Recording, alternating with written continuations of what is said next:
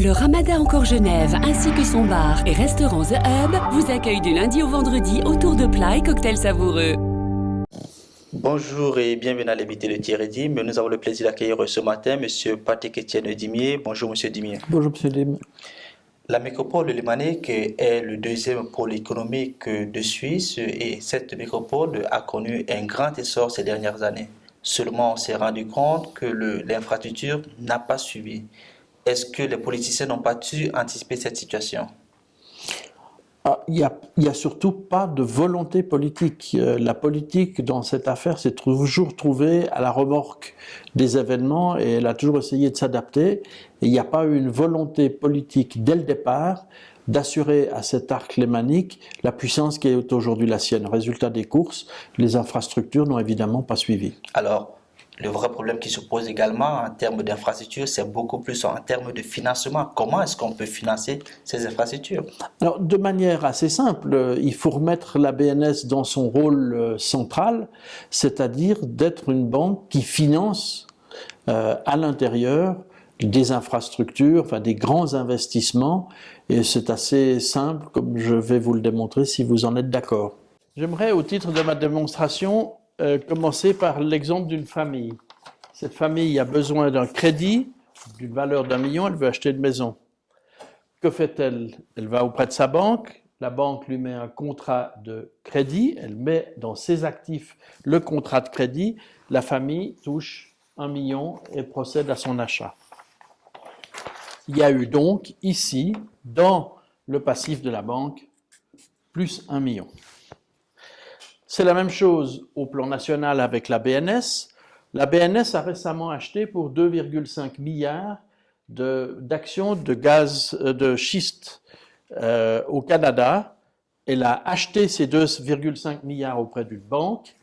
Pour payer la banque, elle a créé ici plus 2,5 milliards qu'elle a mis sur le compte de la banque à la BNS. Ce que je dis, c'est que si au lieu de passer de cette manière-là, pour financer les infrastructures, les CFF émettent des obligations publiques pour une valeur de 2 milliards, c'est le projet que je veux démontrer tout à l'heure, la BNS peut acheter ces titres et créer ici 2 milliards qui seront directement injectés dans les infrastructures. Les infrastructures sont financées. Si on suit le raisonnement qui vient d'être présenté, est-ce que ça veut dire que toutes nos infrastructures seront donc financées de la sorte ?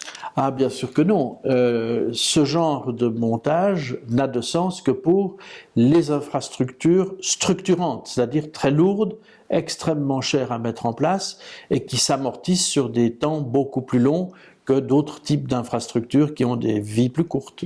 En d'autres termes, l'idée lancée par exemple par le conseiller d'État Luc Bartassa de mettre un péage frontalier a tout son sens. Et alors, c'est une autre question. Il a tout son sens, mais il ne se financera pas de cette manière-là. Là, je pense très typiquement au nœud ferroviaire de Cornavin.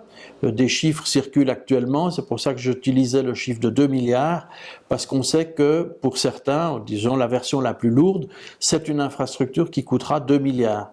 Même si elle n'est pas pertinente en termes de gestion du trafic, mais au moins on sait comment on la finance. En termes de gestion du trafic, c'est pas du tout la solution qui est envisagée qu'il faut prendre, c'est la solution prônée par M. Rodolphe Weibel, qui est un ingénieur EPFL, qui dit qu'on doit absolument finir la boucle aéroport-retour Gentot, de manière à ce que les trains ne passent qu'une seule fois, soit par l'aéroport, soit par Cornavin, dans une sens de boucle ou dans l'autre sens de boucle. Mais ça, c'est un tout autre sujet. On parle pas de la pertinence du réseau, on parle de son coût. Et en matière de coût, la proposition que je fais est clairement celle qui est faite par la BNS. En d'autres termes, les problèmes des Genevois ne sont pas prêts à finir alors ? C'est effectivement un problème plus compliqué que ça, puisqu'il se passe au niveau fédéral. Ça veut dire qu'on doit peut-être aussi avoir une meilleure représentation à Berne. C'est un autre sujet encore une fois.